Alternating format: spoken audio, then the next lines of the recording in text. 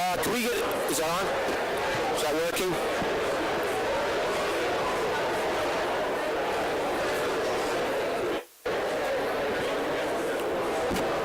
If I can get your attention, if everybody starts taking their seats, we'll get started here.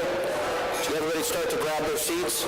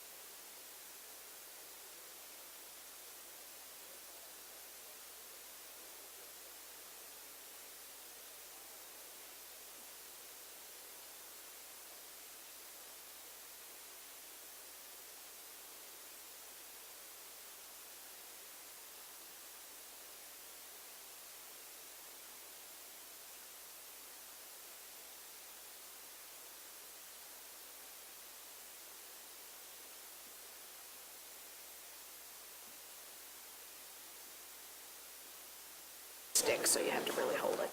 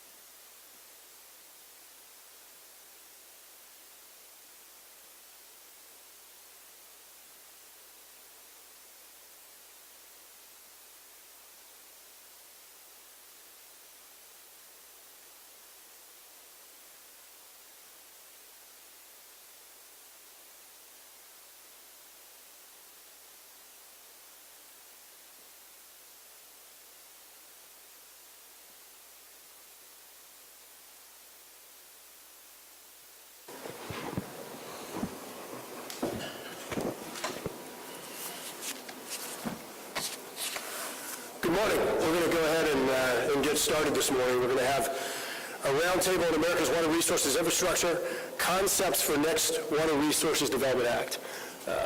Congress has had a somewhat volatile schedule on its Water Resource Development Acts. We did bills back in the mid-'90s, late '90s, did Water Resources Bill in 2000. But then under Chairman Schuster's leadership, we've gotten back on this two-year cycle. 2014, we did legislation authorizing approximately 34 projects for $15 billion. In 2016, the end of last year, did another bill authorizing approximately 30 projects for $10 billion. This roundtable is our kickoff for our 2018 legislation on water resources. And the reason we came here is because Miami, well, we came here because they made us, but But we came here because Miami really is a poster child for a lot of the water resource issues that our nation deals with. It's a poster child for the port and maritime infrastructure. It's a poster child for our community resiliency. It's a poster child for our water supply, for our environment. And that really is what this effort is about. It's about resiliency. It's about the resiliency of the economy in South Florida and the economy of the United States. Miami being home to the largest cruise ship port terminal in the world. It's about resiliency as we continue to see things like sea rise and hurricanes, as we just saw our nation hit by Hurricanes Harvey, Irma, Maria, and Nate, making sure that our communities are prepared for the future. It really is amazing to see that around the entire globe, 40% of the world's population lives on the coast. Yet that only represents about 10% of the land area, and that's the same statistic right here in the United States. That approximately 40% of our nation's population lives in counties, parishes, and boroughs against the coast of the United States. Yet this land area only represents about 10% of our nation's actual land area. And we're going to see that trend continue to grow from 40% to even higher numbers. This is about resiliency, again, continuing in the economy to make sure that we're preparing ourselves for the trends that we're seeing in post-Panamax vessels, larger, deeper vessels carrying more cargo. The requirement for more maritime cargo being transported, not just between states, but between nations around the globe. This is about making sure that as we move forward, we're prepared in the infrastructure for this population growth that we're seeing. And most importantly, we want to hear from some of the stakeholders at the table here today about your ideas on how to be more efficient, how to be leaning forward and more proactive. To give you another statistic that shows you the challenges in our reactive behavior as a federal government, since 1980, we've had over 200 disasters that have cost our nation over $1 billion. Over 200 disasters, and as a matter of fact, we've spent in excess of $1.3 trillion. That's with a T, since 1980, responding to these disasters. And in many instances, if we took some of those dollars and simply invested them proactively in the resilience of our communities, the resilience of our economy, the resilience of our infrastructure, we could have saved hundreds and hundreds of billions of dollars. So how do we be more efficient? More efficient with time, more efficient with dollars? How can we be more proactive? How can we make the right principled investments to ensure the resiliency of our nation moving forward, and we're preparing ourselves for the future? So with that, I want to turn to the Chairman of the Full Committee, Chairman Schuster. Thank you very much, Chairman Graves. And for those of you that have not met or interacted with Chairman Graves before, he is certainly, he is the leading expert in Congress when it comes to water resources and the issues that that subcommittee deals with. When I tapped him to be the subcommittee chair, he's pretty junior on the committee. My big fear was that all the senior members on the committee that I jumped him over to put him there would give me some backlash on it. Not a single person gave me any backlash because everybody knows that Garrett Graves really is the expert on the committee and the expert in Congress when it comes to deal with these issues. So it's really great to have someone like this on the committee and really leading the effort. So if you haven't dealt with Garrett, I know some of you have dealt with Garrett Graves before in his past life and this life. He's pretty aggressive. He knows what he's talking about, and again, he's got tremendous ideas. So we're following his lead in many cases how we move forward. But it is also great to have members of the Appropriations Committee and the Ways and Means Committee. They did kind of force us to come down here. Tell these guys no. But also I want to say that Congresswoman Ross-Layton, she gave us some very pointed tips on when we came down here what to do and not to do. But she's doing some very important national security work. She couldn't be with us there today, but I can assure you that she's very we and she let Garrett and I know very much what, again, to expect when we come down here and what she expects of us. So, again, we wish her well on her trips and dealing with national security issues. As Chairman Graves said, this is an important place to be when you talk about water issues, when you talk about resiliency. And we will have a hearing next week talking with FEMA, trying to reform FEMA, because as the hurricanes came through here, looking at how you rebuild not only here, Puerto Rico, Texas, but what do we need to do to utilize those dollars so that we can reduce the damage now. An ounce of prevention is worth a pound of cure, my mother always told me, and we see that over and over again, where if we were to spend $100 million or $200 million, we'd have saved billions of dollars. So we've really got to spend our money more wisely than we have, and so that's something we're really focused on. As mentioned, we went through a period of 7 years without going through the normal 2-year water cycle. We worked hard we've done 2 water bills in the last 2 Congresses, and again, as Chairman Graves says, today is the kickoff for that as we move forward. And I also want to say that not only is Miami important for when it comes to water and resiliency, but all this is a transportation hub, and as a transportation junkie, when I come to places like Miami, and you've got the port, you've got the airport, you've got rail, you've got it all here in South Florida, so it's really an interesting place to be and to learn from. And as we do these roundtables, we do them, and it wasn't actually me, it was John Micah that started. He is a fellow Floridian. And one of the things that I learned, and I hope we get here today, is don't give us a laundry list of let's cut right to the chase, get right to the core problem. What are solutions that you see that we may be able to go back to Washington and put into legislation, or maybe we can go back to Washington next week and go to the different agencies and maybe start to move the ball forward without having to pass legislation, because a lot of times when Mario and myself and Garrett and the other members of the committee, when we put pressure on those agencies, we get them to stand up and listen and turn things around. So again, this is an important session for us. Again, cut right to the chase. Let's talk about solutions that you see out there as we move forward. So again, thank you very much for being here today. I really appreciate the hospitality here in South Florida. And thank you, Mario and Carlos, for insisting that we come to South Florida. Great, and we're going to hear from the ranking member from California, Mr. Napolitano.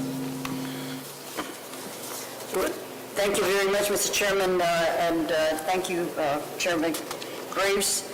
As the ranking member, I'm very pleased to be here. This is a beautiful city, and looking forward to listening to all the input from you. But as Chairman Schuster said, we need to hear from you. We need your recommendations, your ideas, your comments, because it is through that we are able then to formulate good water in 2018.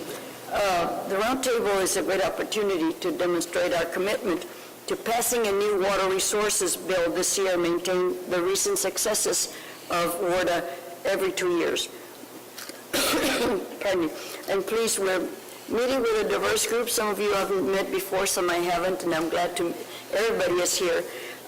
We need to understand that the commonality between us all is that we all want to see a greater investment in our nation's water resources need, and a corps of engineers that is more responsive to the needs of our communities, but given the fact that they don't have enough money, and we're asking them to do more with less. We need to fund the Army Corps to the extent that they can be able to do the job that is given to them. Assigning the blame is not an easy task, and certainly the Corps must take some responsibility for the blame, but we cannot lose sight of our own congressional responsibility for the Corps' current financial situation.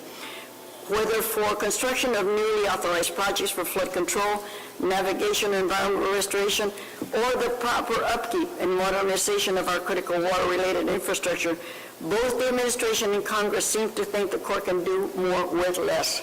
Yet, if I asked each and every person this morning present if they thought this was true, I certainly think the answer would be no. Mr. Chairman, if we are serious about having a 21st century infrastructure, including Corps-related water infrastructure, we need to do better than the status quo. The new Water Resources Bill is an excellent opportunity for us to evaluate particular recommendations from our stakeholders and consider them as we work together to formulate our new water bill. I'm principally interested in hearing from our witnesses on whether or not they believe their needs are being met by the Corps, and if not, what reforms and changes are possible to ensure that they meet the needs. I did say to the Corps folks this morning that we have excellent relations with the Corps on the West Coast, and I look forward to hearing what some of that may be, what may be lacking, what may be needing to improve upon, and working with you, Mr. Chairman, Thank you very much. Thank you. I want to reiterate, this is a roundtable. This isn't a formal congressional hearing. Now, the most important distinction, that means that I don't have to wear a tie, but there are other things as well. We really, as Chairman Schuster said, we want to have an informal discussion. This is the kickoff, and we really want to hear your feedback and input on how we can improve efficiency, how we can improve time efficiency, money efficiency, how we can perhaps pull together various funding streams to achieve our overall objectives, and how we can be more proactive and less reactive in our efforts.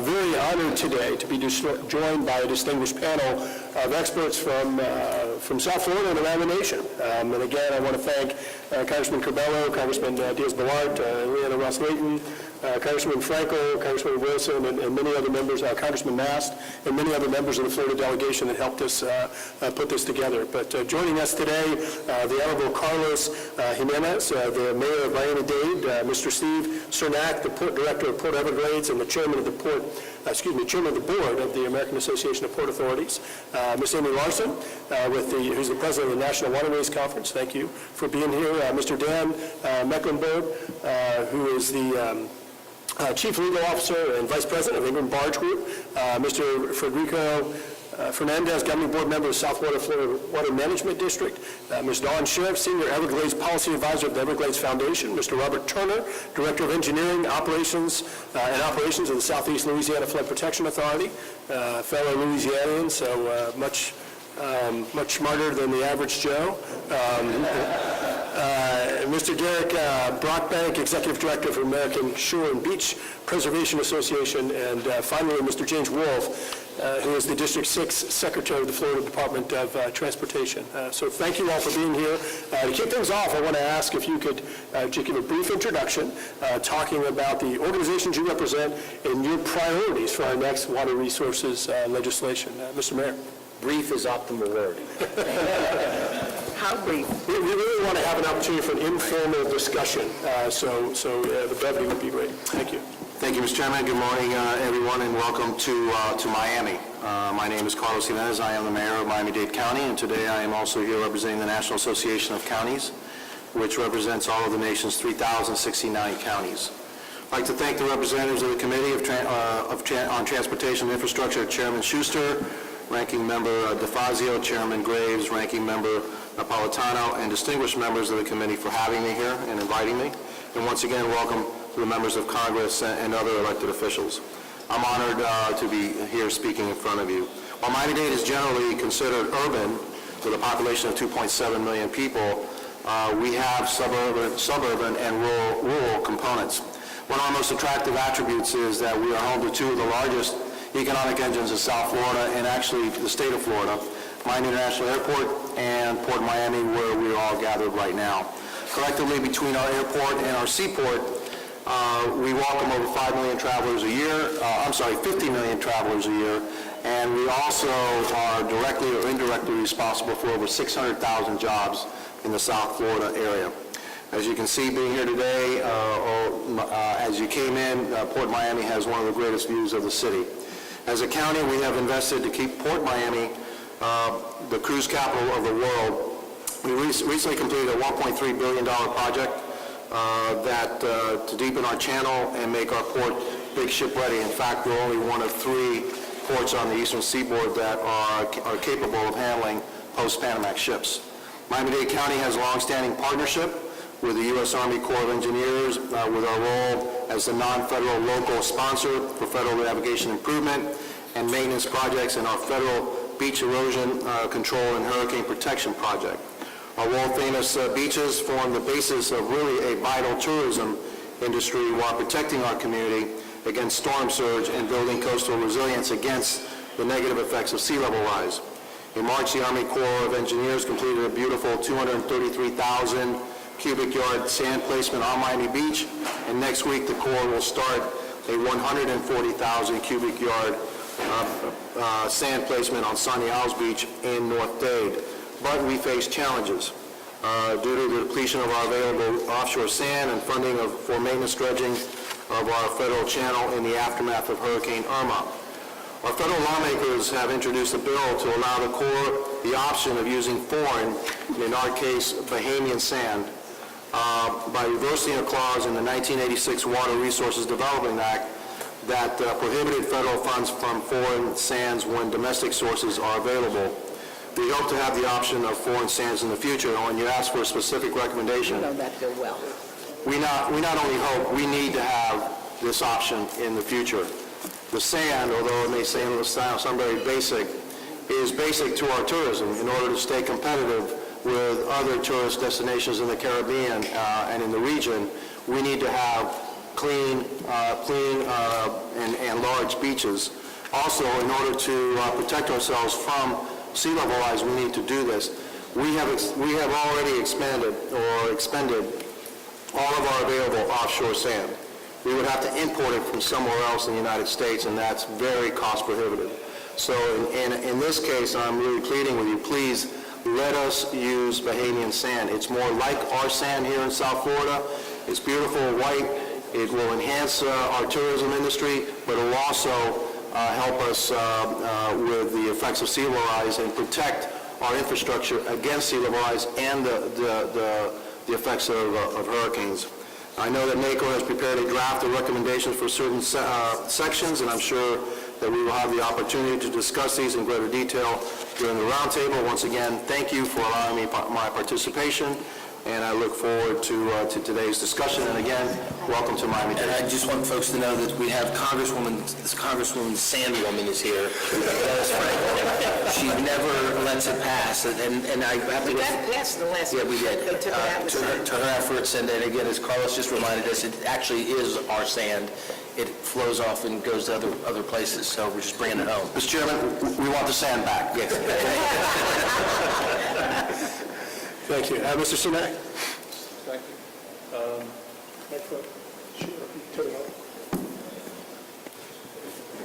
There we go.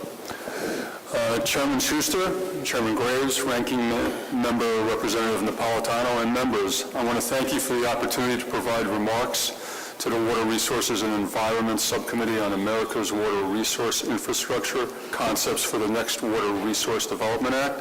I'm Stephen Cernak, Chief Executive Officer and Port Director at Port Everglades.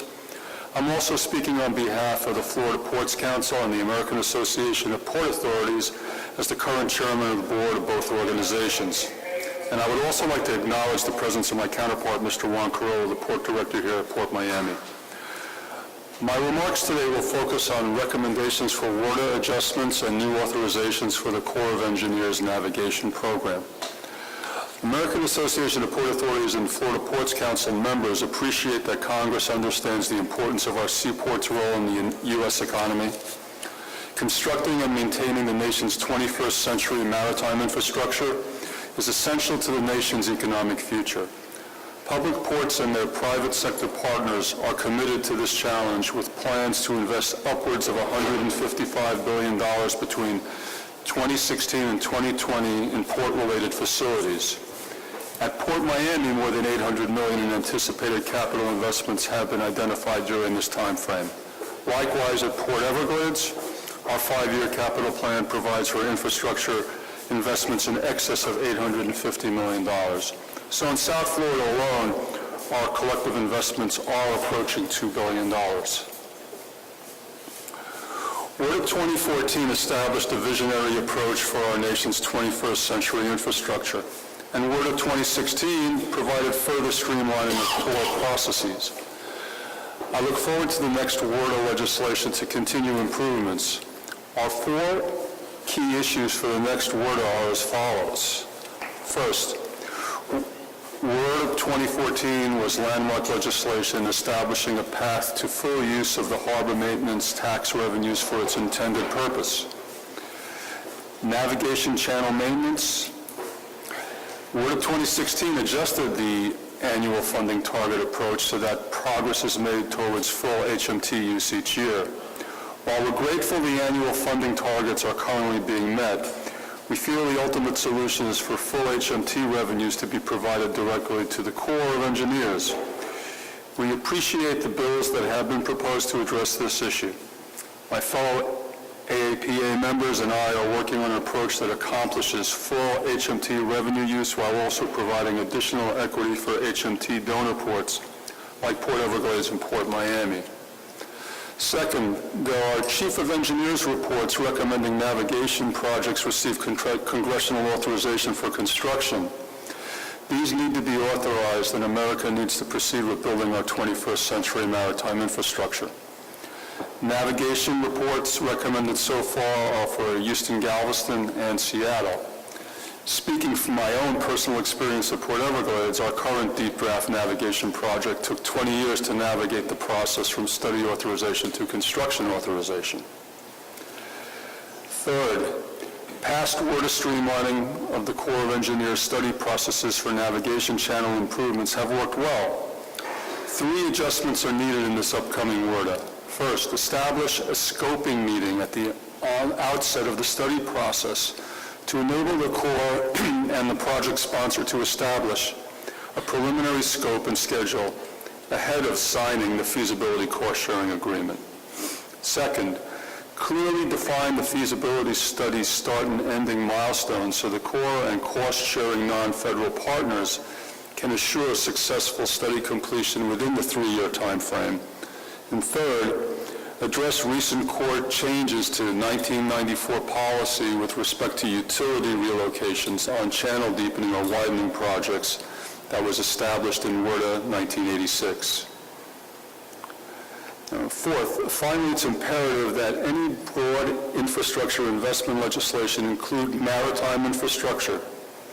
AAPA has identified $66 billion in waterside and landside investments, including $2.8 billion right here in Florida, over the next decade that will help assure the benefits from an anticipated $155 billion in port-related capital investments will be realized to grow the U.S. economy, increase family wage supporting jobs, enhance America's international competitiveness, and generate additional tax revenues.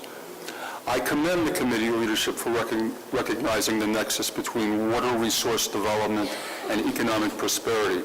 I urge you to develop and pass a Water Resource Development Act at the earliest possible time, and I'm happy to address any questions that you may have for me. Thank you very much for this opportunity. Thank you. Ms. Larson.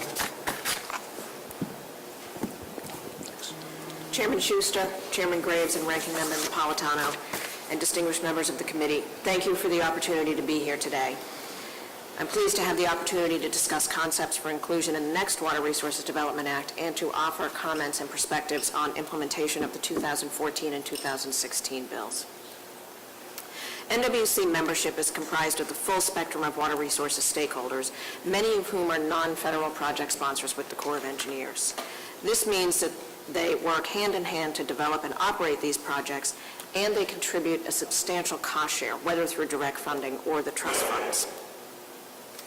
We're very appreciative of the committee's leadership and commitment to follow through on its pledge in WRDA 14 to move this important legislation every 2 years. The committee is well-versed in the importance of water projects to the nation, so I don't need to rattle off statistics for you about how investments in infrastructure lead to our economic success, our safety, and our security. So jumping to what WRDA 18 should be, I would suggest the most important component of any legislation is the authorization of new studies, projects, and modifications to those projects and studies.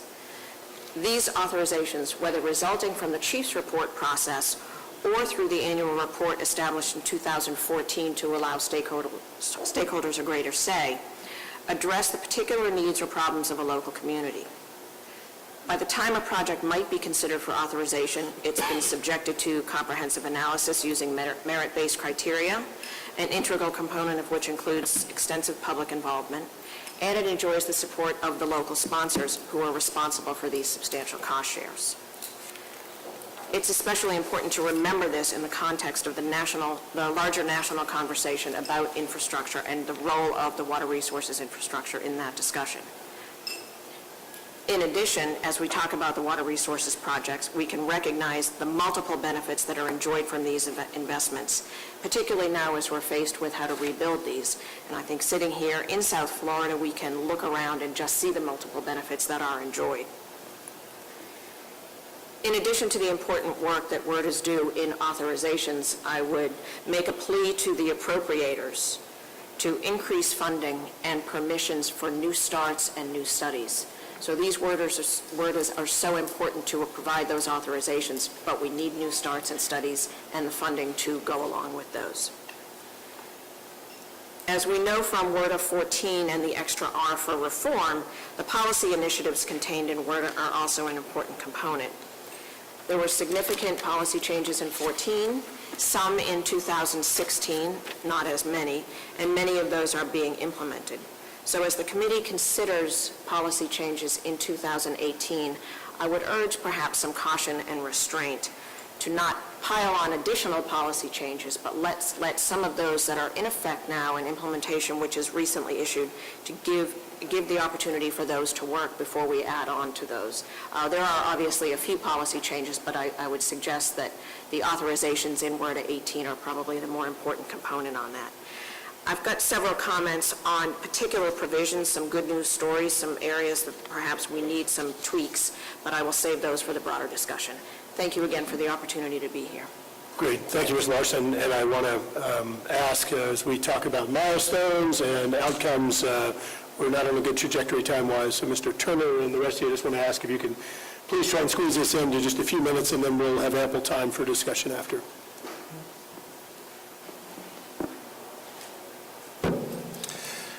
All right, Chairman Schuster, Chairman Graves, Ranking Member Napolitano, and members of the committee, good morning. And thanks for inviting me here today to participate in this round table discussion. My name is Bob Turner. I'm the Director of Engineering and Operations for Southeast Louisiana Flood Protection Authority East, and I'm here today representing the National Association of Flood and Stormwater Management Agencies, or NAFSMA for short. NAFSMA is an organization of public agencies whose function is the protection of lives, property, the environment, and economic activity from the adverse impacts of storm and flood waters. Consequently, provisions included in WRDA directly impact all of our members. So we urge the committee to keep working with the Corps to implement past WRDA provisions in accordance with congressional intent. For example, we have yet to see action on environmental streamlining, the study on vegetation on levees, and the implementation of the National Levee Safety Program, and the inclusion of regional districts in that program. With your efforts on WRDA soon to begin in the wake of these recent major national disasters, NAFSMA leadership urges caution as the committee considers proposals that will likely be offered from many fronts in response to these catastrophic events. Applied broadly, well-meaning legislation and policies can have unintended consequences resulting in procedures and programs that actually impede planning and implementation of flood risk management projects. So we request that you include key local and regional flood risk management partners like NAFSMA in assessing the effectiveness of suggested initiatives. Some issues that are very important to our membership. Typically, there is a lack of non-federal engagement as the Corps develops WRDA implementation guidance, and so we recommend that language be included in WRDA 2018 that directs the Corps to work with affected partners and provide them an opportunity to comment on proposed guidance. Past EPA and Corps interpretation of the so-called recapture clause of Section 404 of the Clean Water Act has significantly limited the application of the maintenance exceptions. Can you give me an exact example of that? A real-world example of what you just said about the engagement with the non-federal? As far as the guidance is concerned, You said that the Corps engaging, there's a lack of engagement with non-federal partners. Can you give us a concrete example of what's happened and why it hasn't worked, or what you think needs to happen? Sure. Real world. I mean, I can give you a couple of examples that we've had to deal with ourselves. St. Bernard Wall, the Great Wall of St. Bernard is one of those issues, and also the operations and maintenance, for instance, of the navigational structures within the flood protection system surrounding the hurricanes, the New Orleans area.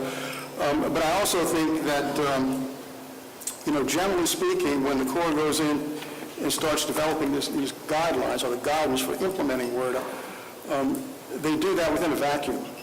And for instance, one of the provisions that was in recent WRDA had to do with allowing the federal government to participate in future levee lifts for our area. So we live in an area where the ground is constantly subsiding, and so periodically we have to come in and raise those levees. The guidance that was developed based upon the word of language, basically eliminated that possibility from us being able to take advantage of that. No one contacted any of the non-federal sponsors regarding that issue, and as a result, we think that when the guidance came out, it was without that input and perhaps did not fully provide the intent that Congress wanted when they drafted that legislation. So sitting down at the beginning with folks like you saying, this is possible, this isn't possible, this will be helpful, this is those types of, you want to have those types of inputs that you're not having. You don't Yes. feel you're having. Okay. That's Mr. Turner, if it makes you feel any better, then I'll talk to us later. sorry. And one issue, for example, the 2014 WRDA bill, they still have 10% of the bill they haven't even issued interpretive guidance on. Here we are 3 years later. The 2016 bill, they still haven't issued 50% of the guidance on. And I'll tell you, it's been a frustration on our part as well, is the lack of consistency with congressional intent of many of these provisions. So I appreciate you bringing that up. But Mr. Chairman, just one thing very quickly. What we've seen happen in many cases, and Mr. Turner is responsible largely for operations and maintenance of these systems after the Corps completes construction.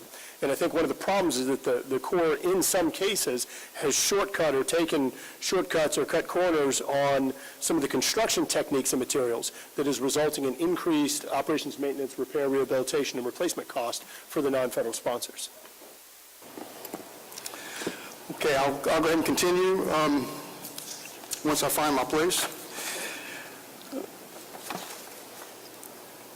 Okay, so the next item I do want to talk about a little bit had to do with the so-called recapture clause of Section 404 of the Clean Water Act. It has significantly limited the application of maintenance exemptions, and clarification of the maintenance exemption in the Clean Water Act for flood control channels and detention basins, drainage basins, and canals is desperately needed so that flood control systems that are needed to protect lives, property, the environment, and economic activity can be appropriately maintained.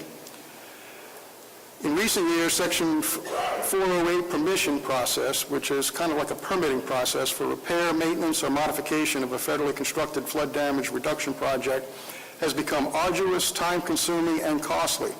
And NASMA recommends streamlining the 408 permission process as applied to all federally constructed flood damage reduction systems to allow for timely completion of needed operations, maintenance and repair of project features, and local community infrastructure and utility projects. And with that, thank you again for including me in the roundtable discussion. I'll be glad to answer any questions. Thank you, Mr. Turner. Mr. Mecklenburg.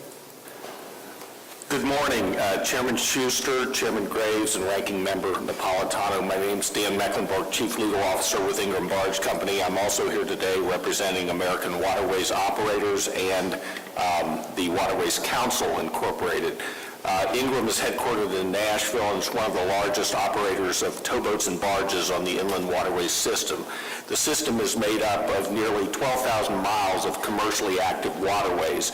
Commercial operators pay a diesel fuel tax that funds up to half the cost of new construction and major rehabilitation of waterways infrastructure, principally locks and dams. The barge and towing industry successfully advocated raising this tax by 45% in 2014 to its current level of 29 cents per gallon. I would like to thank Chairman Schuster and the committee for passing the important policy changes contained in WRDA 2014, particularly the change in the cost share policy for Olmsted locks and dams. This change has led to significant improvements in the construction timeline of that project. In fact, the Corps recently reported that Olmsted will be operational in 2018 with full completion now expected in 2022, 4 years ahead of the Corps' previous estimated completion date and more than $330 million under the Corps' previous cost estimate. Not only did this cost change help Olmsted, it also allowed construction to resume on the lower Monongahela River project, Kentucky Lock, and Chickamauga Lock. Currently, we have a portfolio of 25 high-priority projects either in construction or waiting to begin construction. At the current rate, many of these projects will not even begin construction in the next 20 years. In WRDA 2016, Congress changed the cost share model for funding construction of deep draft ports with depths of 45 to 50 feet from 50% non-federal sponsor and 50% federal government to 25% non-federal sponsor and 75% federal government. By doing the same thing with Inland Waterways Trust Fund, the committee would allow the Inland Navigation Capital Construction Program to remain at or above the $400 million level that has been achieved since the cost share change at Olmsted. So in crafting WRDA 2018, we would hope this committee would consider making this cost share change for the Inland Waterways Trust Fund. Thank you for the opportunity to be here today, and I look forward to participating in the roundtable. Thank you, Mr. Mecklenburg. Mr. Fernandez. Thank you, Chairman Graves, Chairman Schuster, Ranking Member Napolitano, and members of the committee. I'm appearing here today on behalf of the South Florida Water Management District. The district is tasked with a core mandate of addressing the South Florida's concerns with regards to Everglades restoration, flood control, and water resource management. With regards to the specific recommendations that we have for this WRDA 2018, beginning with appropriations, as you may well know, Governor Scott and the district are requesting a fiscal 2019 budget of $305 million for Everglades restoration and an additional $50 million to be provided to the Corps to accelerate completion of the Herbert Hoover Dike rehabilitation. It's an issue that's been obviously near and dear to a lot of us here in the state of Florida post Irma, and clearly it's at the top of the mind for the district as well. We request that Congress increase funding levels for the Corps to keep pace with the state's contributions. We're also requesting additional funding for the dike rehabilitation in fiscal year 2018 through fiscal year 2022. Moving on, we're requesting that the Corps' budget line item for South Florida ecosystem restoration be reinstated. It was obviously conspicuously missing, and that funding be provided in 2018 and beyond for operations and maintenance. The concern there being that if what we see as a contractual obligation isn't adhered to, it compiles and it doesn't simply disappear. Moving on, with regards to additional legislative recommendations, we're asking for authorization for our PACR, a post-authorization change report to the Central Everglades Planning Project, authorizing proposed modifications to increase water storage to the south of Lake Okeechobee and also our water treatment capacity. As you may well know, in our last legislative session, we passed Senate Bill 10, which is critical to that mandate, and we're simply trying to parallel and update our efforts with regards to what our state legislature has called upon. And that's basically where we are. Thank you. Thank you, Mr. Fernandez. We're going to go to Ms. Schertz. Good morning. Thank you, Chairman Graves. Dawn Sheriffs on behalf of the Everglades Foundation. I want to take a moment to offer our sincere gratitude to Chairman Schuster and committee members for restoring the 2-year cycle for the Water Resources Development Act. It has been absolutely vital to advancing Everglades restoration.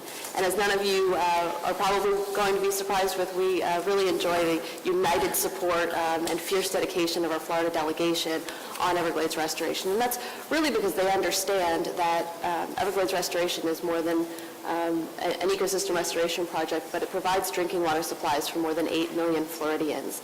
It supports our economy in many ways, including an $8.3 billion recreational fishing industry that supports 80,000 jobs, and that's just one example. So we're really happy to be here today. We've been making amazing progress on Everglades restoration, and to underscore what Mr. Fernandez just said, we have a fantastic sponsor, local sponsor in the state of Florida. We have dedicated funding that the legislature has passed through 2024 of $200 million a year for the Comprehensive Everglades Restoration Plan. That's a significant, meaningful level of support. But even beyond that, the initiative that SB 10 represented in fast-tracking a study for the post-authorization change report for the Everglades Agricultural Area Reservoir really shows the ways that we can be flexible to respond. You may have seen in 2016, the state of Florida spent 242 days under a declared state of emergency because of discharges to our northern estuaries from Lake Okeechobee, followed by a crisis in Florida Bay from lack of fresh water. resulted in a massive seagrass die-off. Reconnecting the flow of water and the river grass is absolutely vital to our resilience to storms. And I said, we are making great progress. For the first time in nearly 80 years, water is flowing unimpeded into Northeast Shark River Slough. So as far as recommendations, we have three. One, please, and thank you for staying on track with the 2-year Water Resources Development Act. Second is please include the post-authorization change report for authorization in your 2018 Water Resources Bill, and provide any flexibility that you can to the Army Corps of Engineers so that they can partner with our local sponsor and be dynamic and respond to the types of crisis we've endured here in Florida so that we can make history together and restore America's Everglades. Thank you. Thank you, Ms. Sheriffs. Next, Mr. Derek Brockbank. Good morning. My name is Derek Brockbank. I'm the Executive Director of American Shore and Beach Preservation Association. We represent the communities, industry, and academics who build, maintain, and research our nation's beaches and coastlines. America's beaches and dunes are our first line of defense from hurricanes and coastal storms. In this devastating hurricane season, we have seen once again that natural coastal infrastructure protected communities from crippling storm surge and waves. Where beaches, dunes, and wetlands have eroded away, buildings and roads still stand. Water resources legislation must prioritize building natural coastal infrastructure that reduces flood risk while providing ecological and recreation benefits that hardened shorelines do not. As you all well know, Congress has authorized many U.S. Army Corps coastal projects and programs that remain unbuilt or unimplemented. This is largely from underfunding shore protection and coastal ecosystem projects and from the lack of support from the ASA's office and from OMB. But the Corps' budgeting process is not conducive to funding projects that have multiple benefits. ASBPA recommends that WRDA includes language requiring the Corps or individual Corps districts to develop and make public annual multi-year schedule of priorities for federally authorized beach and inlet projects. These schedule of priorities should be developed with stakeholders' input and include the full range of benefits that the coastal projects provide. This will give the public a better understanding of when projects should be expected and allow local sponsors to better plan for their cost share. Finally, nowhere is the value of America's beaches more evident than here in South Florida. Just yesterday, ASBPA presented our Robert Weigel Coastal Project Lifetime Achievement Award to Broward County's Federal Shore Protection Project. Since 1971, this project has provided critical storm protection for more than $4 billion of upland infrastructure, as well as essential habitat for nesting sea turtles and shorebirds, and beach and shorefront recreational enhancement to the local community as well as visitors from across the globe. So while you're here, I encourage you to go see Fort Lauderdale's beaches, or go to Miami Beach, which actually which got our inaugural Project Lifetime Achievement Award way back in 1985. These beautiful beaches have survived Irma, and they've protected the cities behind them. They provide so many benefits to the communities, to the environment, and to the nation as a whole. WRDA should support projects and programs that will help build and enhance beaches and other natural coastal infrastructure like these. I look forward to working with you on this. Thank you, Mr. Brockbank. And last, certainly not least, Secretary Wolf.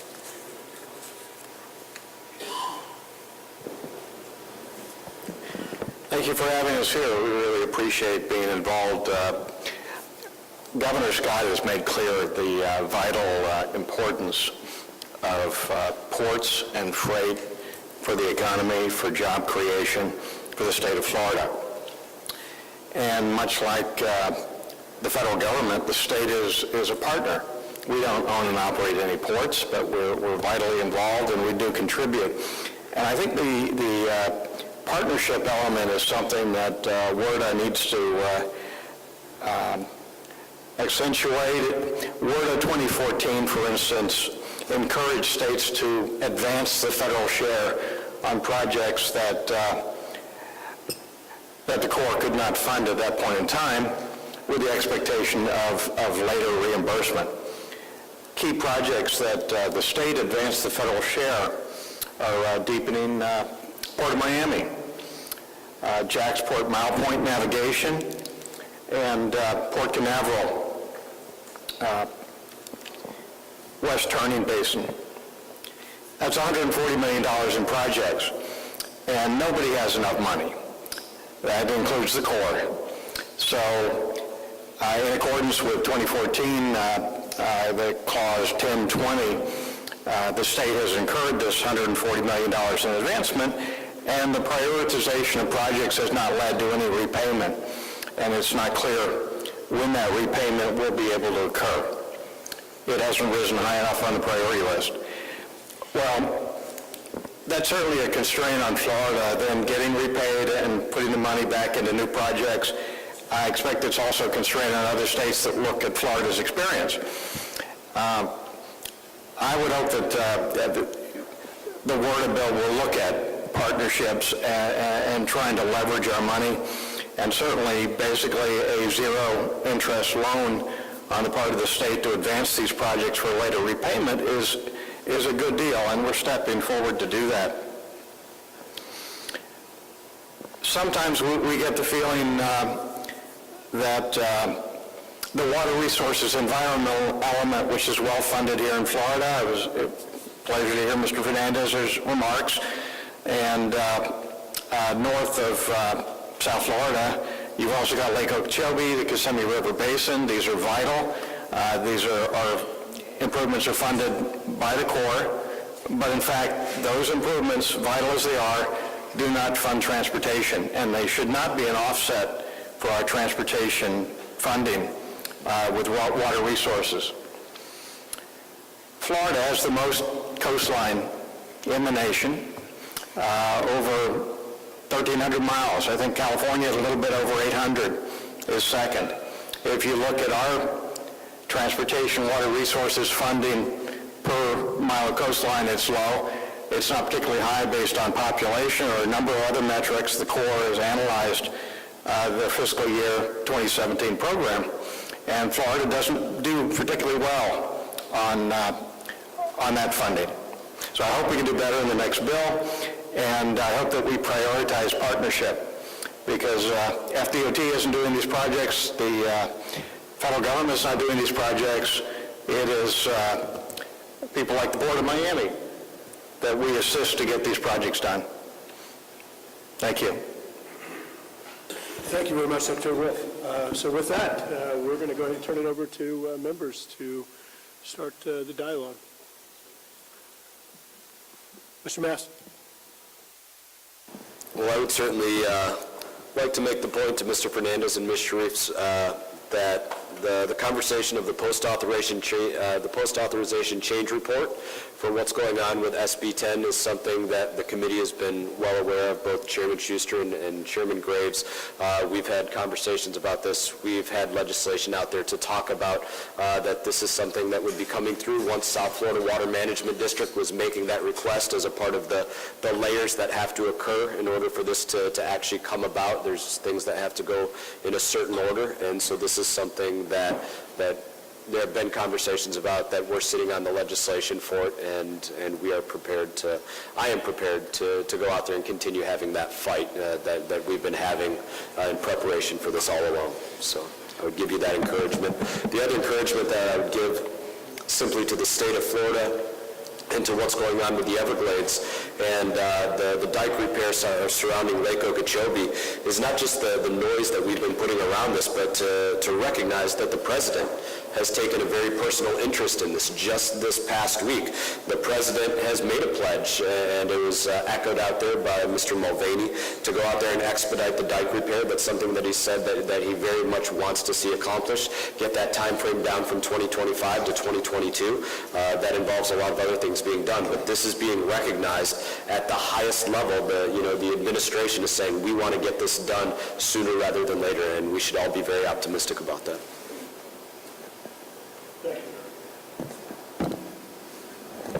I'd just like to, talking about the highest levels, I've tried to encourage the administration to put in their budget the 100% utilization of the Harbor Maintenance Trust Fund.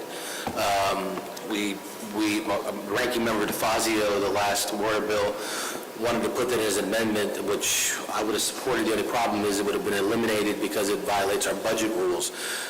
And our budget committee really needs to hear from the White House in their budget so that we change that, because I believe, just like we do with the Highway Trust Fund, the Harbor Maintenance Trust Fund should go 100% to our ports and harbors. The users are paying for it. I know that my friend Congressman Diaz-Balart and the appropriators have a very difficult time trying to figure out how to spend the dollars, put them out there equitably across the government. But this is one place that we collect about $1.8 billion a year. We only spend about $1 billion. $800 million in a $4 trillion budget is I'm scared that I say this, but it's a very small, almost insignificant amount of money. But the return on investment that we would get by over a 10-year period would be tremendous. And I've said that directly to the President and to Budget Director Mulvaney. So that's something that we really need to, all of us, and it's something I know that on our committee, both sides of the aisle support. But we've got to figure out how to get it through the budget process and change those things. Ms. Franco. Can we talk about sand? Oh, sand, yes. First, I want to say thank you for everybody being here. It's good. Beautiful, perfect weather. I'm going to give Representative Wilson credit for that, for the weather today. It's gorgeous. And, Mr. Chairman, I also want to thank you for getting the water bill back on track after years of neglect. I think everybody here is committed to moving the water bill. Mr. Chairman, I want to repeat, what some have already said, which is this. We have authorized billions of dollars of projects, and only a pittance of funding has been available. So that's, to me, is one of the big problems. In terms of the sand, okay, I want to talk about the sand. Whoever thought I would run for Congress and just have to bird dog sand? But here's the thing, and I can't say it any better, Mayor, than the importance of it. I will say this about this committee. This has been a pretty bipartisan committee, and when this issue has been brought up in the committee, I think I brought it up as an amendment in both water bills, and actually, in the transparency of committee, it gets passed without one person objecting to it, because it's so common sense. We're talking about an archaic provision in law that prevents the people who are looking for sand to at least get a bid to see if you can get cheaper sand. So we passed it on a bipartisan basis in the House, in our water bill last year to change that provision, and somehow in conference, that provision disappeared. Now, I don't know, maybe there's some people higher up than me that can explain how that happened, but what I am told is that it was either the trucking industry or the barge industry, maybe the barge industry is here, but I don't know if you know anything about it. So what I would say is I think it's important that you continue to lobby this and make sure then, I know I'm going to get it into the next, right? Carlos helped me get it in the last one. We'll get it into the House side again. I think Senator Rubio now has a bill on sand, so I just say keep pushing at it. One other issue I wanted to bring up today, which is, first, I want to thank the people from the Everglades Foundation. I think it's been very bipartisan in us trying to support this going forward. But I wanted to ask Mr. Cernak about an issue, and maybe you can explain it. My understanding is that the Corps uses different ways to do a cost-benefit analysis than the Office of Budget Management. And so what can happen is, and what we just went through with Port Everglades, which was an 18 or 20-year process, and finally got a chief's report. Now, obviously, it's going to take 3 years, but the fact of the matter is, you got the chief's report, and then OMB is saying, oh no, this is not, you did not use, we have a different cost-benefit analysis, and now we don't want to fund you. Could you just give us some insight to that? Because I want us to try to figure out, maybe, I don't know if we don't have anyone from the Budget Committee, but maybe, Mario, you can help us with this, because I think somehow we have to be on the same track. But maybe you could explain to everybody what the practicality of it is. I'll try to keep it as simple and succinct as possible, because it's a very complicated story.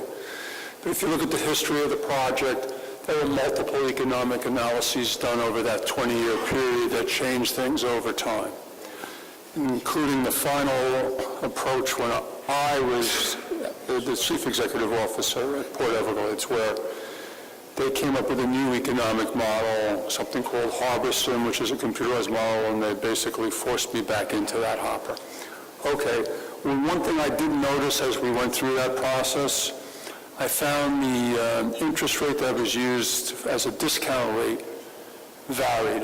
The Corps used a certain discount rate, let's call it 3 or 3.5%, and OMB would come in at something at, like, say, 7%. Well, you know, that affects the economics of a project. And as we were doing the study over time, another issue that cropped up was identifying all the cost-saving benefits that were accrued by the project itself. And, you know, we've recognized through the process that at the end of the day, we left the economic benefits on the table, but the only thing to include them would have been to do another 3-year study at an increased cost. So at some point, you know, you get to a point where you just have to say, we're going to go with what we have and deal with it. But the reality is, there's a disparity in the discount rate. Now, at 7%, I would really like someone in this room to tell me where I could put my investments today and get a 7% rate of return. Having said that, that appears to be the problem here, how the target gets moved, and then also the benefit-cost ratio that they want to attain to fund the project through the course of this economic analysis seem to creep upwards at the same time with the disparity in the discount rate, and then when you have to have a higher benefit-cost ratio, it dooms most projects to not qualify for funding. And, you know, I continually get pressures anecdotally to enter into certain agreements where I would assume the risk to fund the entire project myself with no guarantee for reimbursement from that side of the coin. And that's something that, you know, we're doing a lot of investments here in Florida. We're doing a lot of investments nationwide in the port system. I think the point is we already have skin in the game here, and this becomes a moving target to get this project funded. So I just want to add something, because here's, I think, is part of the frustration is it costs a lot of money to get a chief's report.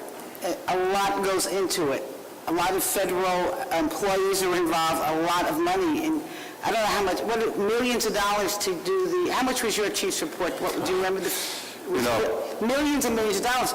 So, I've lost track of this. Okay, so here's the thing.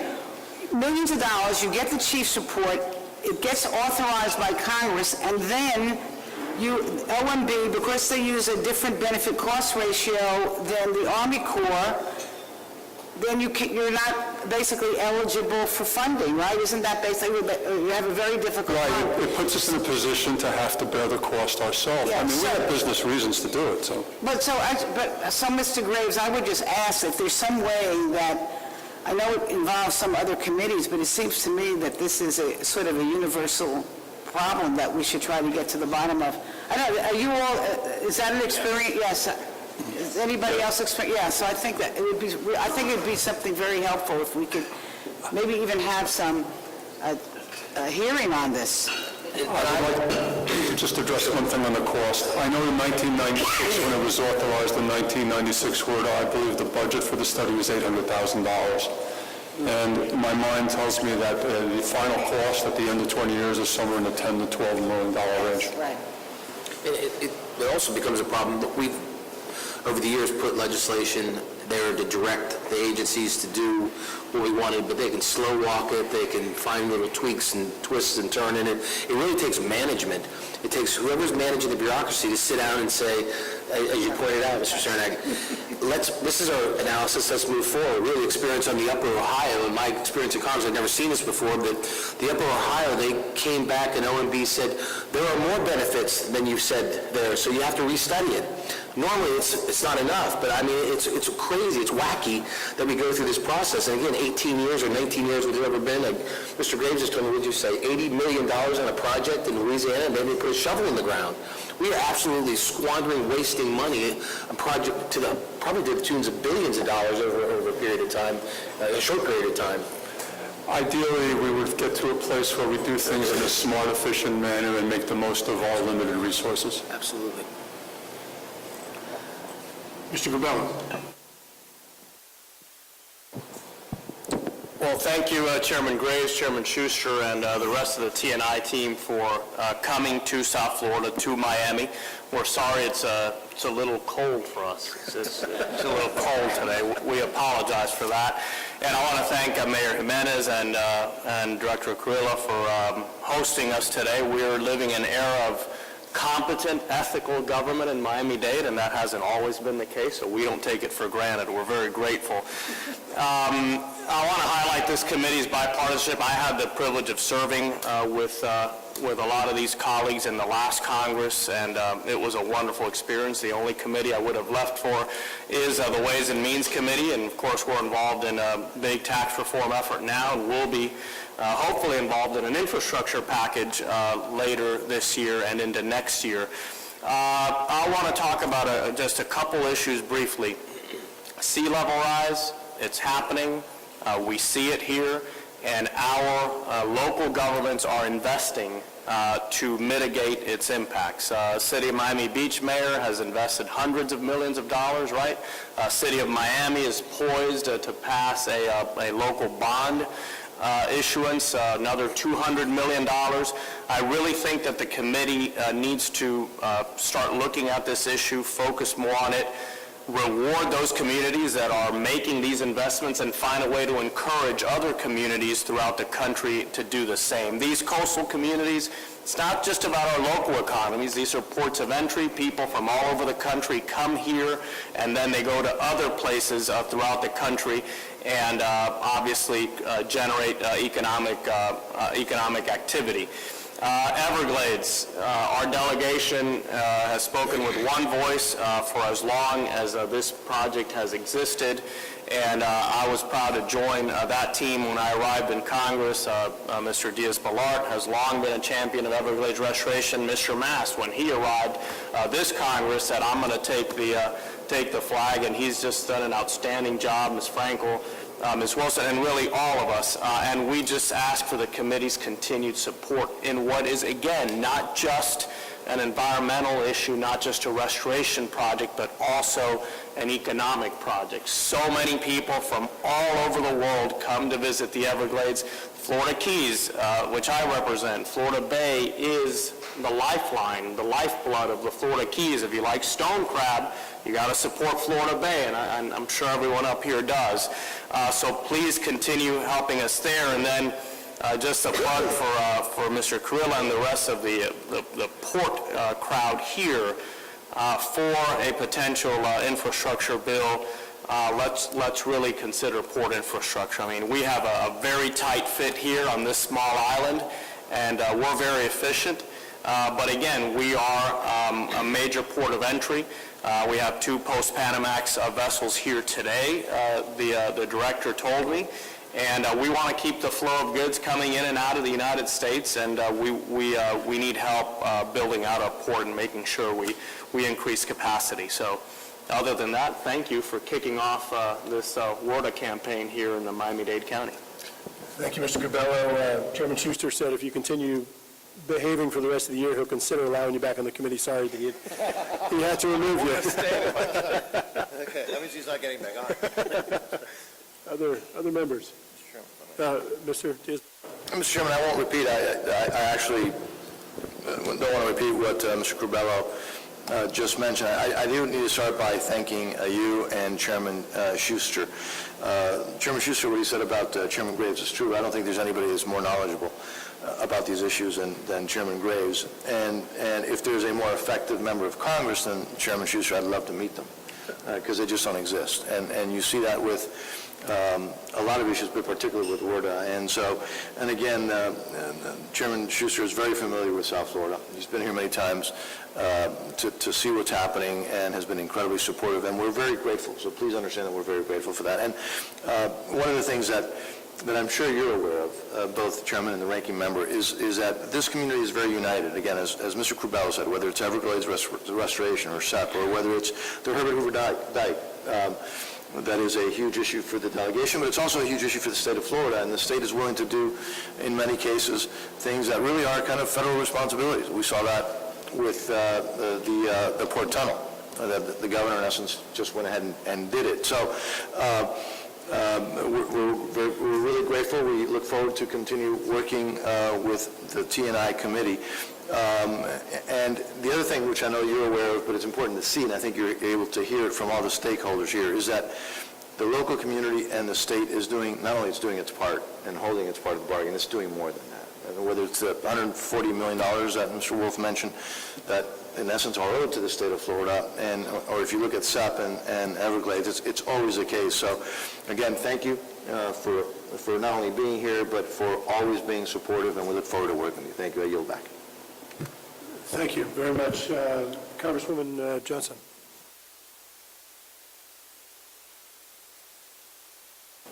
Well, push the button. It's on. Yeah, it's on. You got it. Thank you very much. Let me thank the committee leadership for holding this meeting, and thanks to all of you who have participated.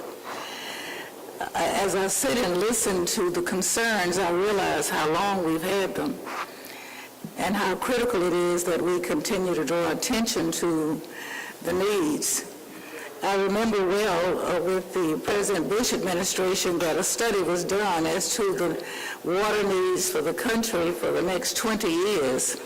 And at that time, every term we were supposed to come up to about $19 or $20 billion to meet that 20-year projection. We've never done that. I chaired this subcommittee in 2007 for 4 years, and we tried very hard to reach it and never really did. As a matter of fact, we had to override a veto in 2007 for just a little under that amount. And water continues to be probably one of the most important commodities in our society. I live in an inland area, but we're the biggest customer to the Houston port in the Dallas area, where we build man-made lakes to furnish drinking water, and we just celebrated the 1972 Clean Water Act. And that's critically important to us because our population continues to grow. We have the largest corporate number of headquarters in our area, and lots of trade. And so we see the people need as well as the commercial need. I would say that you've very learned on what the problems are, and I would encourage a great deal more vigorous participation. I applaud our leadership for coming to listen to you today, and we would get this participation no matter what port area, actually what urban area that does not have a port, and the importance of water. I think the Corps of Engineers really does a pretty good job. They really have to depend on how much we support them. We put lots and lots of demands on all of our departments, but we don't always come up with the money to back them up. And so we do a lot of unfunded mandating, and time passes without the money. Much of that power rests in your hands, and how influential that you will continue to be to keep it on our mind as to the needs. I'm very, very mindful of that. I really don't know what our inventory is in the country right now, but we did have that major study results back in 2007. I know this, that with our growing population all over the country, and our growing needs, and especially our needs for moving goods and people, the need will not diminish. It will probably become much more important. And so I would just encourage you to continue to be vocal, continue to come to us, and I don't know that I have any questions I need to ask of you at this time, but I want to thank you for the involvement. Thank you, Congressman. In listening to your testimony, to your statements, there were a few themes that came out. Themes came out regarding the cost-to-benefit ratios and how those are established and how they are used in budgeting. And we talked a little bit about prioritization of projects, and I think that, as I recall, the Corps' estimate is somewhere around $60 to $70 billion in backlog projects. I actually think that's probably a lowball estimate, and it goes beyond there. There was also talk about the partnership issue and the role of a non-federal sponsor and what role they have in making decisions and working with the Corps of Engineers. I'd like to dive down on a few of those a little bit. Perhaps one issue on the prioritization. Ms. Larson, you mentioned a little bit about the prioritization and backlog and new starts. So if we have a backlog, and let's say it is a $60 billion figure, yet there are new projects that we could put online that have a high cost-to-benefit ratio, how do you propose that we prioritize projects, considering the fact that there is such a backlog, yet there may have new projects coming online that have a high return on investment for the public? I thought with the roundtable, the questions were supposed to be softballs. I don't have the answer for that. And certainly with all water resources projects, I mean, there are, competing interests. I mean, look, even just at the ports in Florida, they are natural competitors. So, an organization can't say pick that port and not that port. We'd be in big trouble if we did that. But to your Which of your members is your favorite? Well, let's see, there's a bunch in the room, so, but I think to your point, there are a lot of challenges there, and, one of the comments that I heard from some of our inland waterway folks today or earlier that I need to follow up on is expand WIFIA, for example. Can we use WIFIA to apply to water resources infrastructure? The appropriators, again, I talked to, and full use of the Harbor Maintenance Trust Fund, so we can buy that down. Make it easier for projects that reflect multiple benefits to somehow be categorized and elevated in that priority list. And I know, I heard from one of your delegation, Big River Coalition, just looking at dredging of Southwest Pass, they're now using beneficial use of dredge material. And when the South Mississippi River Deepening Project, I think they expect 1,500 acres of coastal restoration by allowing that beneficial use of dredge material. So I think there are ways that we can explore a little bit deeper and get there. On a good news side, to follow up on WRDA 14 and a WRDA 16 provision, we've talked about this the last two times, the WRDA 14 section 1024, which would have allowed non-federal stakeholders to contribute goods and services in the event of an emergency. We were disappointed that emergency was defined after 14 as only resulting from natural disasters, which wasn't what the committee intended.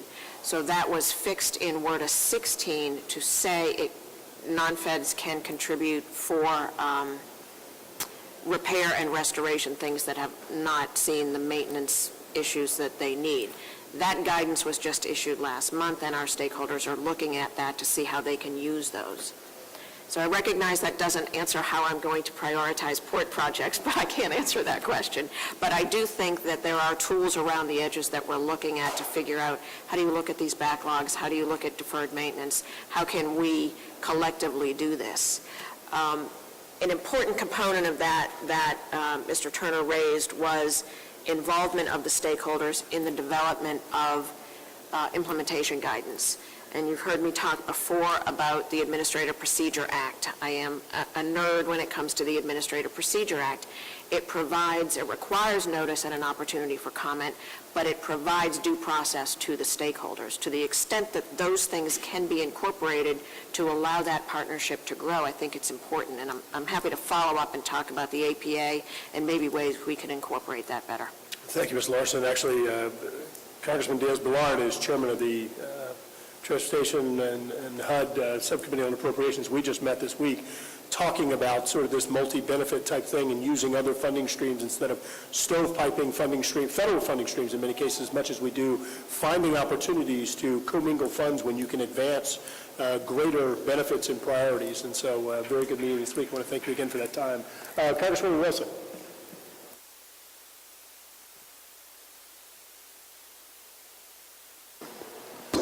Welcome to Miami. Welcome to Florida. So happy you could come. We made this invitation early on, and there are so many other places, Chairman Schuster, you could have gone, but you decided on Florida, and especially Miami, and we're so proud of that. You're in a jewel of a place right now. This is Port Miami, where we are, and we're so proud of our port director and everything, all of the work that takes place here. I mean, we just create jobs. I mean, everyone who needs a job and wants to work, we say, go over to the port. There are so many different entities that you can find a job. So we consider this as a jewel, and our port director as a jewel also. We're connected to the Panama Canal. Our dredge project was such a success. In fact, I had the opportunity to travel to Panama to watch the big cruise ships come in through the canal. What was so, I guess, disappointing was they said China. What did they say? Freight ships. Oh, yeah, I guess so. 30 and 40 stories high, but it was an exciting time. However, we still have problems with so much. In fact, Florida, our top two industries, tourism and agriculture, are largely propelled by water. I mean, we have huge cruise ships, and then we have our great citrus industry. We have a problem with sea level rise, and of course we have our precious Everglades that we always have to protect, and some of our residents are not yet connected to our sewer system. They still have septic tanks. So that's another issue that we're dealing with. And we just had a storm, a Category 4 storm, Irma, to come through, and it did damage to our aging stormwater and wastewater treatment facilities. It caused massive sewage overflows and extensive flooding. In fact, prior to Hurricane Irma, both the New York Times and the American Society of Civil Engineers highlighted Florida's deteriorating water infrastructure and the $17 billion needed for maintenance over the next 2 decades. So I hope that's in somebody's budget as we project forward for Florida for the next 20 years. We'll know that's exactly what we need. In addition, our county, and I'm so happy to see our mayor here, Mayor Jimenez, we have made a commitment to invest more than $13 billion over the next 20 years to modernize our infrastructure. But, you know, we all need federal money to help with that local money. And last year, we passed a bipartisan water bill to address the needs of our nation's harbors, dams, and other essential water resources. And we're hoping to pass another one, which will be phenomenal and really historical, because I remember specifically when I came to Congress, the whole talk was, why can't we get this done on the Transportation Committee? And everyone says, well, we need to pass a water bill. And I would say, well, what is the water bill? It sounds like you're trying to say water. But they said, no, it's not water, it's the water bill. So they said, we haven't passed a water bill in 12 years. So finally, the water bill was passed, and now under Chairman Schuster, we're moving towards another water bill for reauthorization that makes all the necessary federal investments to revitalize our nation's water infrastructure. So I'm looking forward to that and working with the committee so that we can get all of that done. In fact, Ms. Wilson, I literally had a member of Congress come up to me and said, is that the way you say water in Western Pennsylvania? Thank you and welcome to Miami. Thank you, Ms. Wilson. Congresswoman Napolitano. Thank you very much. I'm sitting here just taking it all in, being from the West Coast, the only member from the West Coast, that it's more of a listening session for me, and to understand that California also has a lot of coastline and a lot of beaches to protect. So many of your concerns are shared by Californians. But I do want to thank Chairman Schuster and, of course, Chairman Graves. This is the most bipartisan committee that I've served of in my 19 years in Congress. Thank you. Water is vital, and we all recognize that. I am more involved in water recycling, Title 16, on desalination, conservation, and education, because we have no new water. And although we have a lot of salt water, that takes money to desal. I've heard several of the comments. There's not enough money given to the Army Corps to do the job it has to do. And we hope that we can get more money from the Harbor Trust Fund in the future, and that we're successful in being able to put that in priority in areas where it really will make a difference in our economy and in our waterways. We look for protection of our beaches. Certainly you had your share of it. We've had our share in California. Of course, ours are fires at the point, more than we can handle sometimes. But we understand that we have to shore up the beaches that are eroding to protect the citizens and the properties.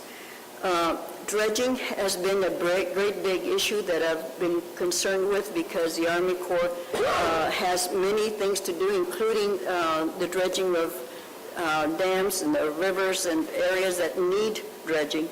So I am sure that that has to be part of WARDA. I also heard from all of you, cut the bureaucracy. Am I correct? In other words, agencies work together so that we are able to be more effective with the small amount of money that we do have to work with. The sea level rise, to mitigate it, it's happening in our area also. We're concerned with it, and we're hoping to be able to find some solution to try to mitigate some of that. But also, Harbor Trust Fund, I don't know how many billions are in there. 9. We could very well do putting that good money to use in protecting our harbors and our beaches. The water storage at the award of 2014, we gave the Corps of Engineers additional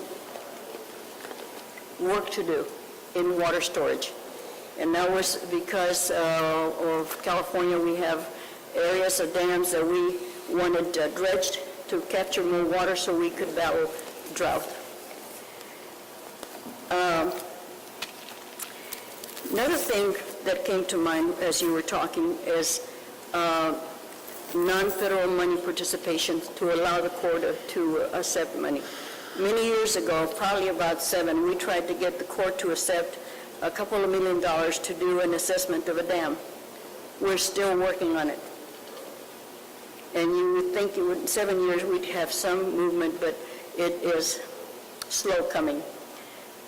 In that we should have the ability to have non-federal partners contribute to help make projects possible. And also commingle funds, as it was pointed out before.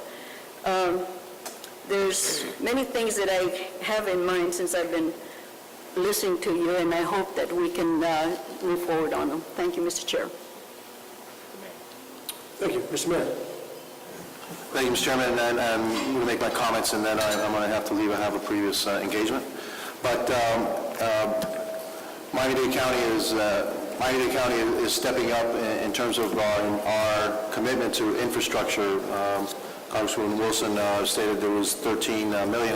Congresswoman, it's $13 billion that we're investing in our water and sewer infrastructure over the next 10 years. All of it with an eye to economic development, quality of life, health and safety, but also resiliency, because that investment is also taking into consideration any effects of sea level rise we may have in this county in the next 40, 50 years. So everything that we do here in this county is to make sure, as we spend money on infrastructure, that that particular asset will be there 40, 50, 60 years from now, which is the expected life of that particular infrastructure. We spent over $6 billion in our airport. We spent, as I stated already, $1.3 billion in our seaport with the state and the Army Corps. We dredged our seaport, and we're now post-Panamax ready. Again, that's all with an eye towards quality of life, jobs, and economic development. The lifeblood of our quality of life, or the American quality of life, is infrastructure. And I think we still have the best infrastructure in the world, but Mr. Chairman, we must continue to have the best infrastructure in the world if we are going to be competitive in this new global economy. And so, I leave you with that. And then finally, whatever people talk about the bureaucracy, and yes, I find it very frustrating as a county mayor, as a local official, the bureaucracy that we have to go through in order to participate, get federal participation. And since I've never been there, I don't understand why, it's that way. But I can tell you that it's a universal complaint from the state, local levels, that, the federal bureaucracy and how you get into the pipeline, et cetera. As a mayor, I'm termed out after 8 years. There are many things that I could start at the beginning of my term that I will never even do the groundbreaking because the process is so long. And so if you could do something about, trying to streamline those processes so that we can get these projects done quicker, which, by the way, saves money in the end, because the longer it takes, the more money that we're going to spend. And finally, my last thing is that one of the things that I've learned is never, don't allow perfect to be the enemy of good. Do the best you can, and then, well, it's not perfect that we're not going to do it. No, go ahead and do it because it's good for the majority of people. And with that, I'll leave you, and thank you very much for allowing me to participate. If I could just, before the mayor leaves, just so I put this on his radar, and there were going to be two controversial things I was going to bring up, and I'll bring up a third. When they talk about term limits for politicians, I actually think you need to put term limits on how long a bureaucrat can serve in the government. That's really where the term limits belong. And I'm not talking about 2 years or 4 years. I'm saying 20 years. Have a 20-year career in the federal government, but after a period of time, it's time to go. And if you're 42 or 44 years old and you're in the private sector, you want to come to government, then come finish your career in the government. But I think that's where the term limits belong, because everything gets stopped in the bureaucracy, in the middle management. If you look at these agencies, someone told me once that middle management in bureaucracy is the clay. Nothing permeates down and nothing permeates up. And you're constantly changing the people at the top. So that's not something I'm going to propose, but that's something I've been thinking about for a while. I may propose it, but I've been thinking about it for a long time. Every time we get in term limit discussion. But two things, and they're quite controversial. One is asset recycling, and I just want to say, before I start talking about this, it is not a silver bullet. It will not solve our problem. We have to get real dollars into funding our infrastructure. But asset recycling is an idea that's been around, but the Australians have done it, taking your assets and turning them into cash, monetizing them. Now, the first thing everybody says, I want to sell all the assets. I don't want to sell anything. And if you go to Australia, they barely sold anything. They leased it so that the state or the municipality still retained ownership. You bring the private sector into the picture. And this is something I think we need to talk about. And I'm not going to talk about airports and ports, but I am going to talk about a federal asset that we have, that I know there are already a couple of big investment funds that are very interested in leasing the hydroelectric power from the Corps of Engineers. I've been told it's got a value somewhere north or south of $25 billion. And if we do something, and there needs to be about a $5 to $7 billion investment into that to bring that up to modernize it, and they tell me anywhere from 30 to 40% increase in power generation. But just imagine if we took that asset and we turned it over, leased it to the private sector, and over a 30-year period, $30 billion, $25 to $30 billion would flow into the federal, and if we take that money and say, this is going to stay in the Corps' budget, you've got years of Corps, what they spend, $6 billion, $5 to $6 billion, depending on what we do in Congress. $30 billion is 5 years. And as Mr. Graves points out, only $2 billion of that a year is for construction. So it's something we really ought to think about. And again, I'll reiterate, because some of my friends on the other side saying I don't want to sell anything. I think it's something we ought to look at, it's something we ought to discuss. The second thing is, and it's quite controversial, is the Corps of Engineers, the Department of the Army, the Department of Defense is always going to need a Corps of Engineers for doing the things they do around the world. But do they need the Civil Works to continue to be a DOD? Does it make much more sense to take the Civil Works and put it somewhere else? Now, of course, I'd argue the Department of Transportation. Secretary Zinke wants to be in the Department of Interior. But, I mean, 200 years ago, roughly, when the Corps was founded, it made sense. It was the only entity big enough to do the things we had to do in this, to build the locks and the dams and dredge the rivers and the harbors. So again, it's something we ought to take a hard look at, and as if we're able to do it, is reform it and make it an agile agency that does oversight, that pushes out that work to the engineering firms and the construction firms of this country, to let them move forward. So again, don't want to blow up the meeting, but I just want to put those two things in. Again, something for somebody who runs a big government agency in an important part of the United States, something hopefully to chew on, think about, and come back to us and say, bad idea, good idea, this is where I think you could do it. So again, I appreciate your input over the next weeks and months. Mr. Chairman, I think, some of the ideas you stated have been looked at by local governments, selling assets, selling roads, maybe toll roads, et cetera, leasing them, and also getting the asset back. In other words, actually, the tunnel that you may have passed through, it was public-private partnership. We give availability payments after 30 years. It's our tunnel. But it was, we were able to create that tunnel and build that tunnel a lot faster, cheaper than if we had done it through a traditional means. So those things, we in local government have to look at that, because we have shrinking resources ourselves and greater demand for services. So those are things we look at here at the local government. And my guess would be in 30 years, the next mayor or whoever owns it will say, let's lease it again. Let's get started again. Right.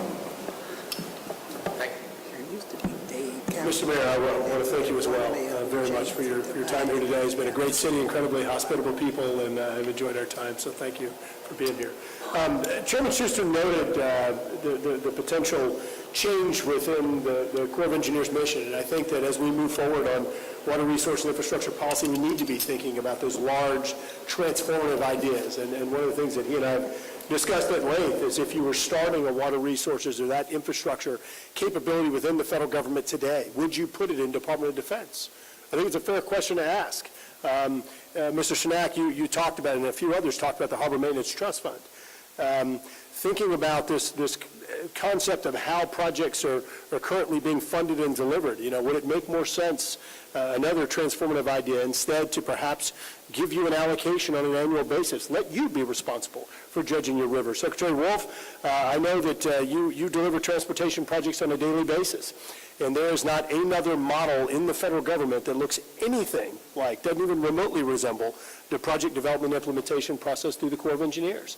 And you are effectively the lead on your transportation projects, whereas you heard a lot of other folks talk about them feeling like they're playing second fiddle as a non-federal sponsor. And so I do think that we need to take a fresh look at the agency model, at the project development and implementation model. Could you comment perhaps on that idea on giving you an allocation on an annual basis of the HMT, as opposed to having this more volatile funding stream as we have today? Sure. On a preliminary basis, I've looked at, I think the solution, first as an initial comment, is going to be something that's out of our normal boundaries, out of the box solution. I mean, we are, certainly for some time, I've looked at the HMT as a potential source of funding. I mean, maybe we get creative. Maybe it can provide a sort of a steady stream sort of funding that we can look at that as a source of funding, perhaps, for the federal portion of, the contributions in doing one of these types of projects. The local sponsors still can, we're still willing and able to provide our share of the funding, and in my case, we have it all identified and ready to go. The real issue is, how do we fund it on the federal side? So, I mean, if you look at taking a portion of the HMT, I mean, right now it's designed for maintenance purposes. If I look at Port Everglades here at Miami too, we're both donor ports. I mean, we need minimal, maintenance dredging, but perhaps an allocation of funding could be directed towards a time payment. Maybe it's like the Miami tunnel model, where you take an availability payment or call it whatever you want, and you look to the private sector to maybe, finance, construct, and maintain a project for a set duration of time, but we have a source of funding to make everybody whole at the end of the day, and we walk out ahead of it, and maybe that's a way to get creative to fund the whole backlog. Just to let you know, on the Harbor Maintenance Trust Fund, we explored the last water bill, or maybe 2 water bills ago, allowing to expand the usage, and then I ran up against the WTO. You have to use those dollars on the water or on the port side. You can't go inland and where you violate the WTO. So it's something we've been thinking about how we can, and we did do some expansion to use, but going inland they told me it was off the table. Right, and I'm doing it for the deep draft side. I think from an industry perspective, they've paid this in good faith towards maintenance, but I'm certain that if you got them involved in discussion and they said, hey, we're going to give you the facilities you need, quicker, because we're under enormous pressure at the port space to meet the needs of our customers because the ships are just getting larger. I really find it highly unlikely that you'll find objections to a creative approach in funding the projects. Thank you. Question for perhaps the three of you. There was discussion earlier, and Mr. Brockbeck, you brought this up as well, about the cost-to-benefit ratios, how they're established, and perhaps multi-use or multi-benefit projects, how those perform in the budget prioritization process compared to projects that may achieve just a single purpose or benefit. Could you care to share insight on how we could change the prioritization process to sort of elevate the prioritization of some of those multi-benefit projects and make sure that both the ecological benefits as well as perhaps economic or other benefits are properly quantified or prioritized? Sure. Thank you. Good question. There are certainly projects that the Corps implements, beach projects, wetlands, ecosystem restoration projects that do serve multiple purposes. I think enabling or authorizing or actually simply requiring the Corps, there are probably 2 ways I would look at this. Requiring the Corps to fully calculate ecological benefits, recreational benefits, as part of their planning efforts or as part of their feasibility efforts. There has been language out there that does that. I think the authorization on beneficial use of dredge material pilot program that was established in 2016 that we're still waiting for full implementation guidance for had some good language in there about calculating multiple benefits for beneficial use of dredge material projects. I think that could be used if we could see that program implemented. I think you could look at that as a template for how other projects could calculate multiple benefits. The other side, which I think is something that should be considered, is pushing the prioritization back down to the districts and letting districts develop a prioritization process from their own based on stakeholder, including stakeholder input, that is not simply the highest BCR gets the project funding. You'd allow for projects that have hard to calculate ecological impacts to be included in there. You could create sort of a balancing act within that district. So I think that should be considered too. Let me push back here on the second point. The first one I fully agree, and I think that makes sense. Right now you have a NED model, National Economic Development, NER model, National Ecosystem Restoration, that uses different criteria to calculate benefits. But if you push the decisions down to the districts, let's make up BC cost-to-benefit ratios and say that if you push it down to the districts, maybe the Florida district ends up funding their top project is effectively a 2.2 to 1 return on investment, but then in Galveston district, the lowest level project they're able to fund is a 3.1 to 1. So how do you ensure that and look, I know there's always this balance and the pendulum swings, but how do you ensure if you do the district, if you just give each district an allocation and say, okay, you get this much money this year, how do you ensure that the federal taxpayers are truly getting the best return on investment under that model? That's a good question. I don't think I have a specific answer for that. I think looking at having a multi-year project, a public multi-year project prioritization would allow Congress to look at what their out-year projects are, and therefore get a sense of what is likely to be funded for the next year and use that to determine how much money that district could receive, but it's not a perfectly elegant solution. Yeah, no, that makes sense. I'll tell you, one of the things that we continue looking at is how to revise the cost-to-benefit ratio model, and to make sure that federal taxpayers are getting the top return on investment for these federal dollars. I do think that the two different systems have some flaws. I think that they're outdated, and I would love to work with you all on the right criteria in developing a new economic model that truly captures things like ecological benefits that in some cases may be discriminated against or lowered perhaps in some cases. So, Ms. Sheriffs. Thank you. I also don't have a large-scale solution for you, but one of the criteria that I think could be really valuable, certainly in Everglades restoration, is looking at projects and how they leverage investments that taxpayers have already made. And so we are coming to a place in Everglades restoration. We have built some infrastructure. We are in a position to take advantage of the infrastructure that we have already built with additional support. And so I think that's one place to really look at it. And that happens largely when, in our scenario, when you have a comprehensive plan and each of these projects are codependent, there's not really a mechanism to recognize that right now. And so we have to sort of take a step back and just make sure that we're looking at that. And then also, given the crisis that Florida has been experiencing with high water conditions, followed by drought, followed by hurricane in the last couple of years, I think those do tend to change the urgency of projects, and so somehow that evaluation needs to be a part of the mix. Just make sure I'm understanding you. When you talk about valuing the leverage, I mean, as you know, under federal law, projects generally have a static cost share, and depending on the type of project, in most cases, it's a 65% federal cost share, 35% non-federal. Are you basically saying that if a non-federal sponsor was willing to come in and say, you know what, we'll pay half the cost, that would then cause that project perhaps to be prioritized because you are leveraging additional non-federal dollars? And I know the Everglades cost share is different, but... Sure, yeah, so it is different. And no, I think that's certainly something that could be considered, but I'm actually more looking at, for instance, the Modified Waters Delivery Project has been a significant project in South Florida. There are projects in the Comprehensive Everglades Restoration Plan that use the infrastructure from the modified water. So it's actually just leveraging the federal monies already invested in projects to make sure that they're not standing without use and that they can really maximize benefits. Thank you. Congresswoman Frankel.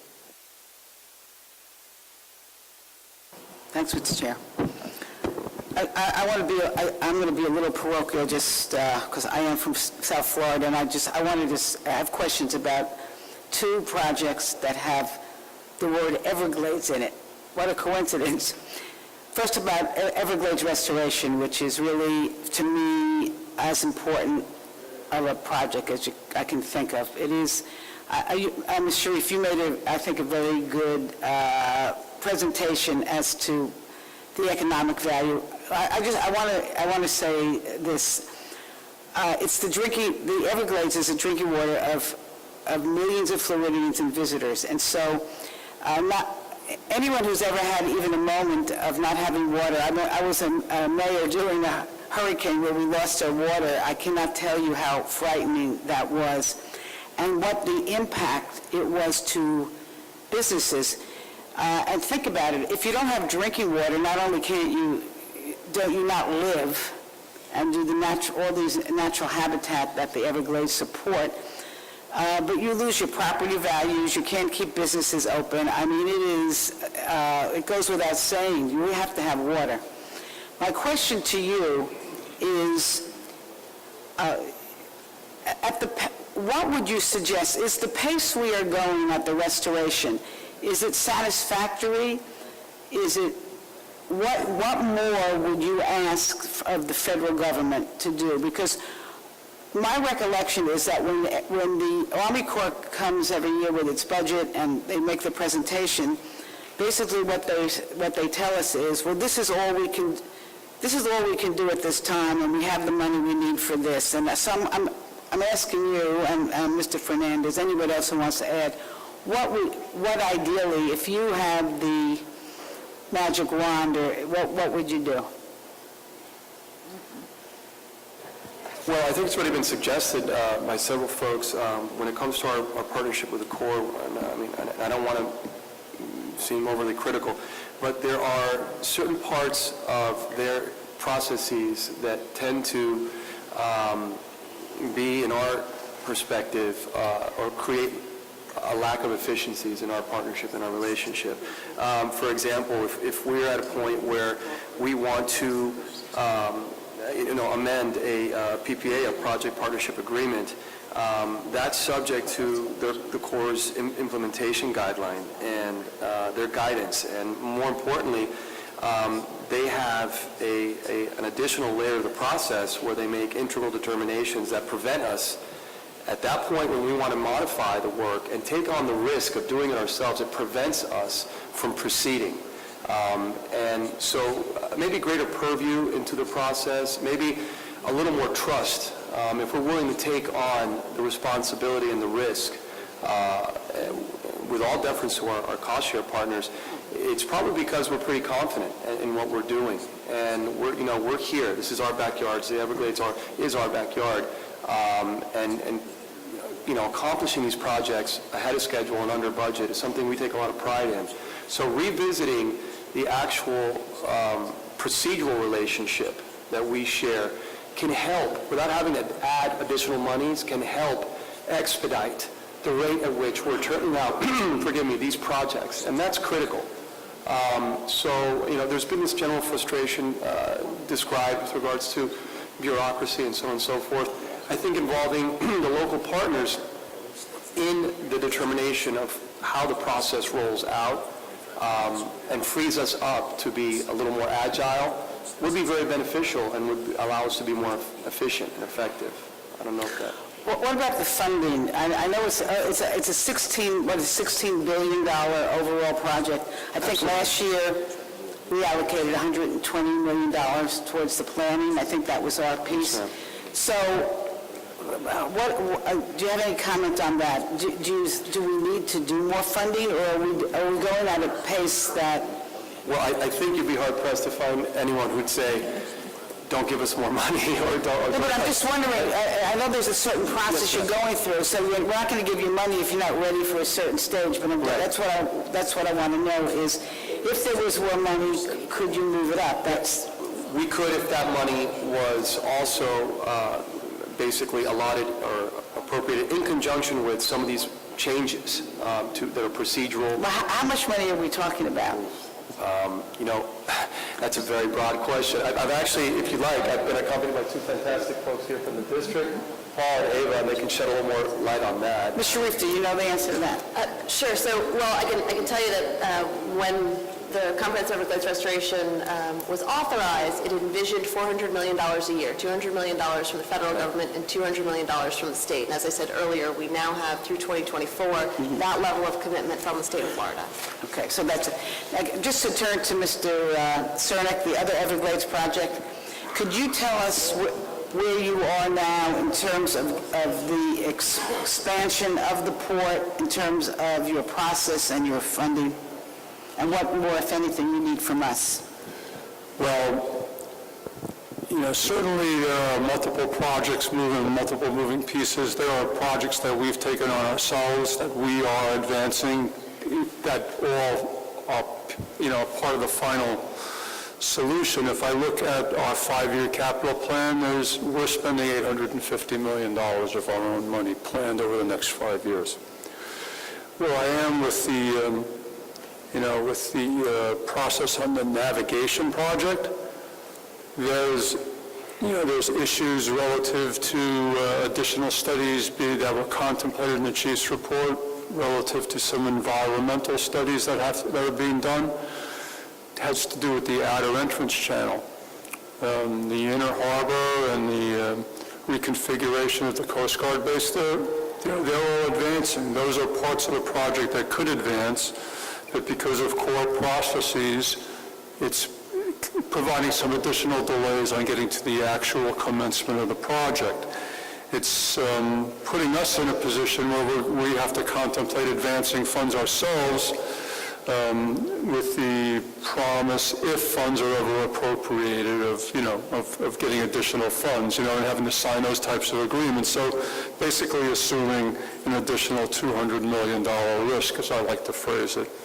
I mean, the Port Everglades has a history of, advancing funds, and I know that I heard Mr. Wolf's comments here, and it brought back that the last widening and deepening of Everglades in the 80s, we advanced funds, and there's still a balance on the books, an open agreement and balance on the books for refunding, and it's 2016.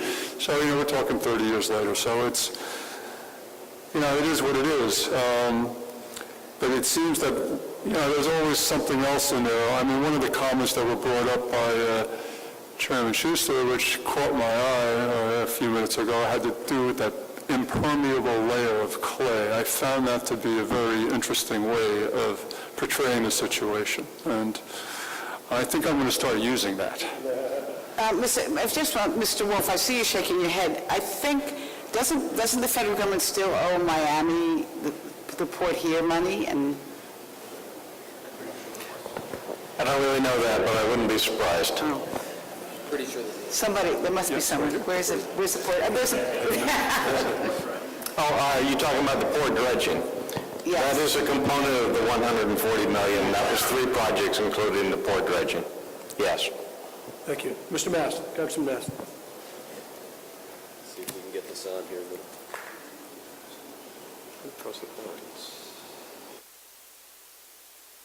There we go, we got it.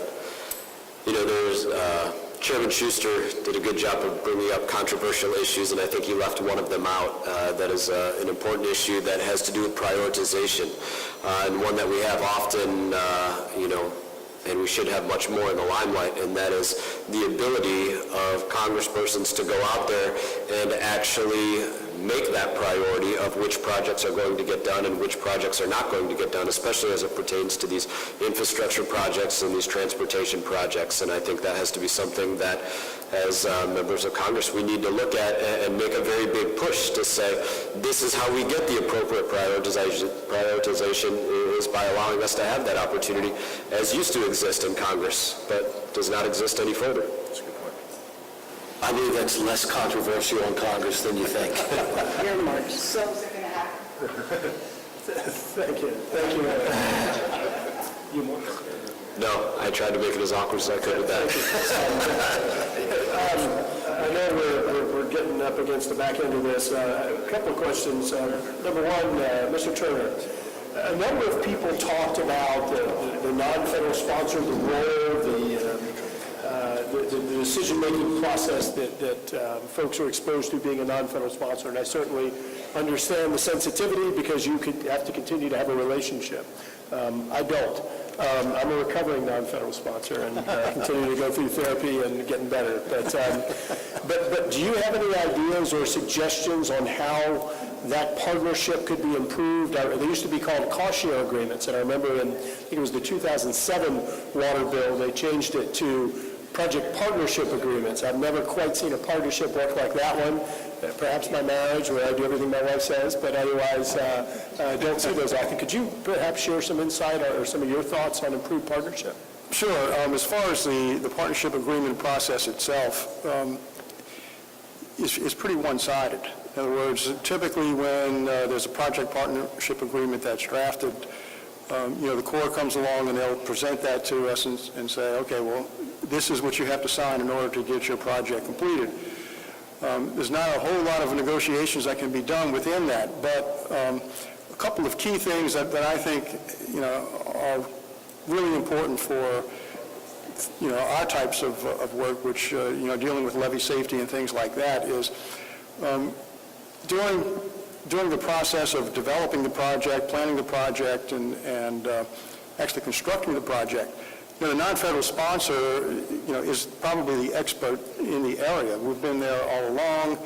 We know the conditions, and we know what works and what doesn't work. And yet, many times, when we try to impress that upon the Corps, the Corps is a big bureaucracy, and a lot of times it's kind of like a one-size-fits-all approach, without any a whole lot of consideration for the local either preferred options or the conditions that are on the site. And so what I've seen happen many times is we'll bring things to the table and say, look, we don't think that this process that you're doing, the design that you're doing is quite right. We've had experience with this before. We think it needs to be this way. And typically what happens, because of the way the project partner agreements are set up, the Corps has the final say-so, and in many cases kind of dismisses those concerns that are expressed by the non-federal sponsor, particularly in the early parts of a project. And so I think what I would like to see happen is, if there was a way to revise the standard language in those partnership agreements to give the non-federal sponsors more of a role in that partnership, and accept some of that responsibility, but also have the Corps, make the changes that need to be made in order to comply with the local conditions that are there on site when these projects are being built. And that's one of the bigger things I think that would really be a big help, is kind of equalizing that partnership a little bit. Is really one-sided right now, and the non-federal sponsor is only almost just an observer to some extent when it comes to the design and actual construction of these projects. Mr. Turner, thank you. I know one complication that we've struggled with in that regard is the liability issue. And as you know, the Corps is largely held harmless, at least on flood protection projects, as a result of their decision-making. So the larger role they give non-federal sponsors, potentially the more liability or exposure you have. And so that is one issue or landmine that we need to navigate through, but I certainly would appreciate your continued feedback, and others as well, on how to improve that. Secretary Wolf, I made reference earlier to the unique project development delivery process that the Corps of Engineers has, and I don't know if your intimate knowledge of it, but I'm just curious if you have any thoughts or suggestions based on your experience delivering projects. I know you've been with Florida DOT for a number of years, and just curious about lessons learned perhaps from some of your project development delivery experiences that could help, because a lot of people here are talking about money, the need for additional money.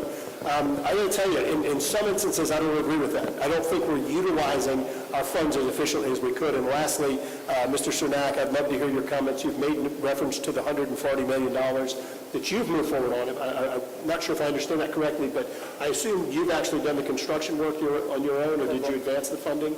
Because my question is, I'm curious about how that $140 million related to the Corps of Engineers projected estimate on the project. So, Secretary Wolf.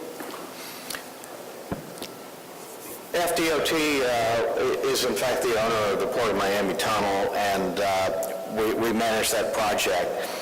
And one reason I mention that is that there are only 2 highway tunnels in the state of Florida. That's one of them. The previous one was constructed over 50 years ago. So you're talking about FDOT managed a project and delivered it basically on schedule, on time, with a technology that we aren't accustomed to. That's because we know how to manage big projects. We know how to hire the right consultants that do know how to do a tunnel or whatever the scope of work is. We are an agency that does almost all of our work by contract, and our in-house people are contract managers. That's just the way we're set up. The financing element, availability payment on the tunnel, we've done that on 3 projects, FDOT projects, availability payments, long-term, 30-year payback. Also I-595 and I-4, which is currently under construction, $2.8 billion job. That financing, is that within DOT, or is it an agency sort of separate from? No, it's within FDOT. We also have Florida's Turnpike that issues bonds. We have something called the Finance Corporation now, which passed about 2 years ago, that allows FDOT with certain controls to bond our work program. So we have a lot of flexibility to creative financing. We've had at least 12 major finance projects. They were not design, build, finance, operate, maintain, like the Port of Miami Tunnel, but they were design, build, finance. We've had 12 of those where the contractor fronts the money, gets paid back within a 10-year period generally. We've also done about 500 design-build projects where a single contractor finishes the plans, assumes the liability for that, and then constructs the project. Been very successful for us. So we are an owner that uses the technology available to us both in finance and project development and carrying out the project. And we use the private sector extensively to be able to do that. When you design build, is it always the low bidder, or is it the value bidder? Because I know some states have said, people come in a low bid, but they look at the whole project and say, well, this is not the best value for us. It's a value bid instead of a low-cost bid. It's best value. We use a process that includes technical scoring and low bid. And approximately of the 500 or so we have, low bid gets the job about 2/3 of the time, and about half the time the high technical gets. So there's an overlap there. Sometimes we're fortunate and there's high technical, low bid. But it is 2/3 of the time low bid, but there's a technical score also involved. Chairman Graves, the $140 million, if that's what you're talking about, that's, for the DOT funds that were advanced for 3 projects, the Port Miami deepening, Jacksonville Mile Point, and the other one was Canaveral, correct? Canaveral, turning basin. So In that case, you advance the funds to the Corps. Well, the state advanced the funds to the Corps. They did put a letter out willing to forego repayment if those funds were thrown back towards the deepening and widening of Port Everglades Channel and Jacksport's Channel, okay? What I referred to earlier, going back to the 80s, there's a balance of around, let's call it $4.8 million that are still on the table from funds that were advanced by my predecessors to move that project forward at that time. That's that element. Now, you made a comment about the BCR and, ask a question over to the other side of the room here, and I just, I thought a little bit about that. I mean, are they all comparable on how the analyses were done, nationwide? How do you get a relative correlation of those BCRs and the assumptions? We like to say in my industry, when you've seen one port, you've seen one port. Okay, so, that's a factor there, and it brought back an experience I had in my youth when I was starting out at the Port of New York and New Jersey, and there was a big issue that was brewing at that time, and it had to do with incentives and the very fact that goods will always find their way to market, so why do we have to provide incentives? The goods will get to market. Well, yeah, they will get to market, but the cheapest way of getting them there is by boat and closer to the final destination. If it has to go somewhere else, and then it'll be trucked. And then we just pass the burden of expenditure over to my good friend Mr. Wolfer to construct additional lane miles to handle all those trucks. So it's a matter of, in my mind, and I'm a civil engineer by training, is to say we need to reach a balance point where we're spending all of our funds wisely so we have a system that works collectively well together. I think that's a point I wanted to make here. Thank you. One quick question. Nobody's ever been able to give me a precise answer. But design build, everybody believes that gets the job done, less money. And do you feel that anecdotally? I mean, because again, I've asked people across the United States, across the world, can you quantify that? And Yes, we've done several studies about our design-build programs, and they always come out that the time is more secure, it's going to get done on time, and the overruns. Generally, if you don't have a design-build, you have a conventional process. If your cost overruns are within 10%, you think you did all right. 5%, that's great. But you know what? You have a design-build project, you're going to be under 5%. We've had very good experience with major projects containing cost overruns. you have studies? Yes, we do. Thank you. I think we're getting up against the back end of this, need to wrap up, but I did want to turn and see if any of the other folks had comments specifically on the ability to build things more efficiently than in some cases the Corps' time estimates or cost estimates. We've had non-federal sponsors testify in front of our committee and in private meetings indicating they've been able to build projects in some cases for less than 1/4 of the cost of federal estimates, and I'm just curious if anyone could comment on that cost efficiency. Well, as I mentioned in my remarks, the Olmsted Locks and Dam project is actually illustrative of how the Corps was able, with additional funding, sufficient funding, to be able to really knock it out, and they're doing that. That's not the case with respect to a number of the other projects, and so, the funding stream is absolutely critical. I think having private engineering firms involved is also very critical. And as far as benefit cost ratio issues, it's something that the Corps does not really give credence to the actual investment you already have in the project when they calculate BCRs. They kind of look at it as if nothing's been invested, and so you end up with declining BCRs as projects go on, but they're already got millions and hundreds of millions of dollars invested. So, that whole area, BCR calculation and rationalization across the various agencies is critical. Thank you. Yeah, and I'd like to follow up on some of the comments Mr. Turner made. I was in complete agreement with his assessment.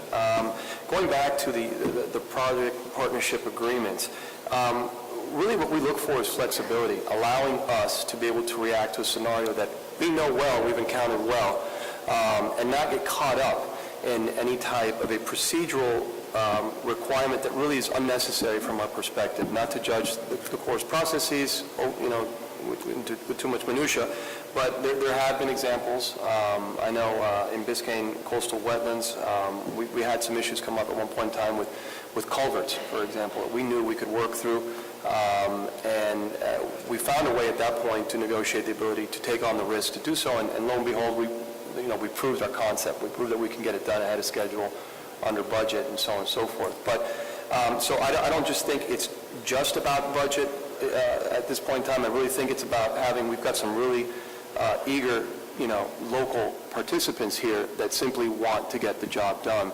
And I think we really need to revisit the very complexity of these PPAs, these project partnership agreements. I think it's at times unnecessary and very cumbersome. And I think we need to start to get a lot more feedback from our local stakeholders when it comes to that process.